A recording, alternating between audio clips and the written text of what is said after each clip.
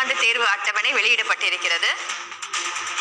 12ஆம் வகுப்பிற்கு டிசம்பர் 9 முதல் 23ஆம் தேதி வரை அரையாண்டு தேர்வு நடைபெறும் என்று அறிவிப்பு வெளியாகியிருக்கிறது.